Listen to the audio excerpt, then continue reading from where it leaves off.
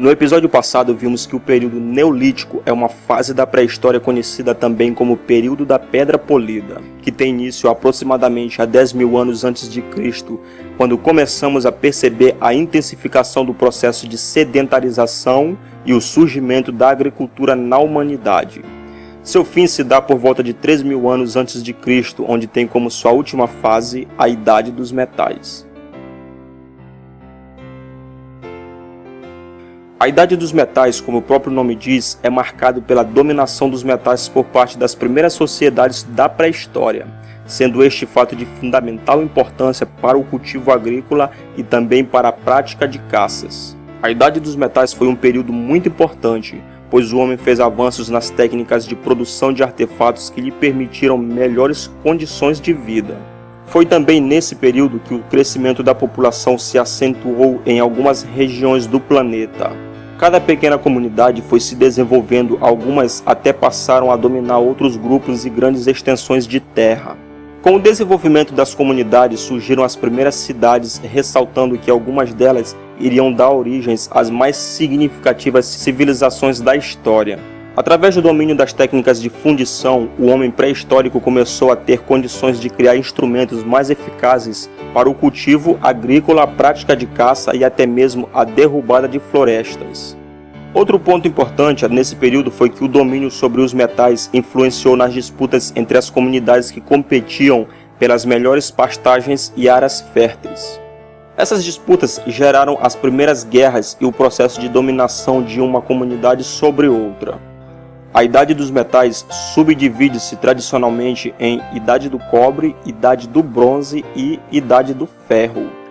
A Idade do Cobre aconteceu por volta de 6.000 anos atrás. O homem começou a adquirir conhecimento de técnicas para derreter e moldar o cobre. Com isso, passou a utilizar moldes de pedra ou barro para colocar o cobre derretido e produzir ferramentas, tais como as agrícolas e de luta, como espadas e lanças. Quando esses objetos esfriavam, precisavam ainda ser modelados com um martelo. A técnica de fundição do cobre é relativamente simples, contando que os minerais usados fossem carbonatos de cobre extraídos de alguma jazida metalífera. A chave está em que o forno alcance a temperatura adequada, o qual se conseguia injetando ar soprando ou com foles através de longos bocais. Este sistema é denominado redução do metal. A técnica do cobre não demorou para se difundir por toda uma região que abrange diferentes países no leste europeu, coincidindo com o nascimento das primeiras civilizações históricas na zona, principalmente a Suméria e o Antigo Egito. Contudo, estudiosos acreditam que pôde ser inventado em datas muito parecidas em outras partes do Velho Mundo. Na Ásia, não houve uma idade do cobre com entidade suficiente, dada a sua curta duração, pois o desenvolvimento da metalurgia em lugares como a Índia ou a China começou realmente com o bronze. Então, por volta de 4.000 anos atrás, o homem começou a produzir o bronze, metal mais resistente que o cobre, a partir da mistura da liga do cobre com o estânio.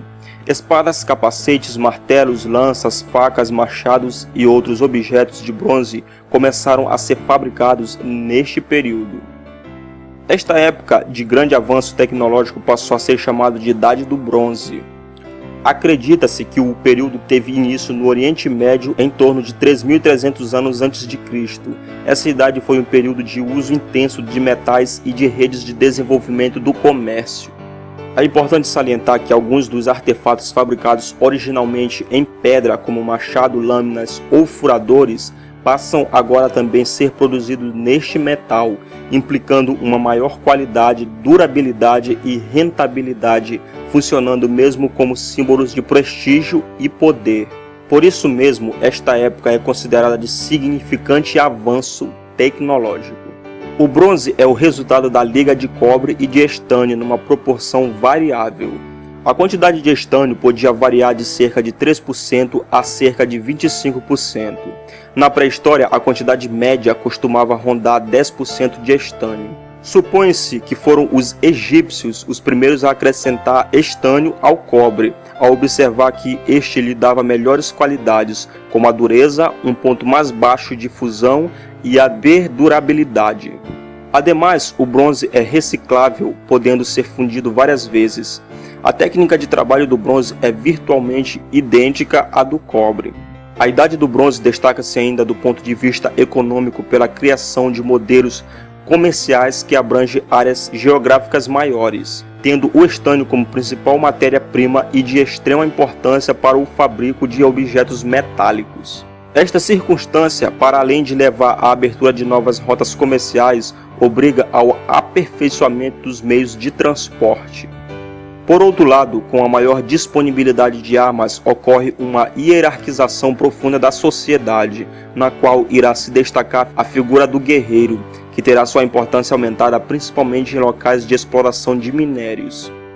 Por volta de 3,5 mil anos atrás, o homem já dominava muito bem a metalurgia, passando a fabricar o ferro, usando fornos em altas temperaturas. Com o ferro, o homem passou a desenvolver principalmente armas mais resistentes.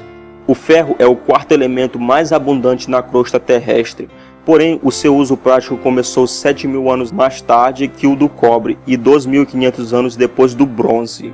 Este atraso não é devido ao desconhecimento deste metal, pois os antigos conheciam o ferro e consideravam-no mais valioso que qualquer outra joia, mas tratava-se de ferro meteórico, ou seja, procedente de meteoritos. Embora durante milênios não houvesse tecnologia para trabalhar minérios ferrosos, no terceiro milênio antes de Cristo, parece que alguns o conseguiram. Em ruínas arqueológicas na Anatólia, apareceram várias peças de ferro artificial, entre elas um alfinete, uma espécie de lâmina e uma adaga, com a empunhadura de ouro. Fabricar ferro seguia um procedimento muito diferente ao do cobre e do bronze. O metal não se liquefacta. Primeiro porque era preciso conseguir fornos com grande capacidade calórica. O mineral triturado devia estar totalmente rodeado de carvão de lenha. Apesar de ter sido muito importante, o ferro teve um processo de propagação bastante lento, pois as técnicas de manipulação da liga de ferro eram difíceis de aprender. Na Idade dos Metais, o culto aos mortos torna-se mais importante. Aos poucos vão organizando-se princípios religiosos que se tornavam fundamentais para a união do grupo e para o consequente surgimento do Estado. O processo alcançado pela humanidade atualmente deve ser visto como o resultado das experiências acumuladas durante milhares de séculos pelo homem. No final deste período, com a invenção da escrita, termina a fase da pré-história e inicia-se a história, quando começam a surgir as primeiras civilizações. Gostou do vídeo? Deixe nos comentários sua opinião e não esqueça de curtir, compartilhar e favoritar o vídeo. E se for novo aqui, inscreva-se e ajude este canal a crescer. Muito obrigado.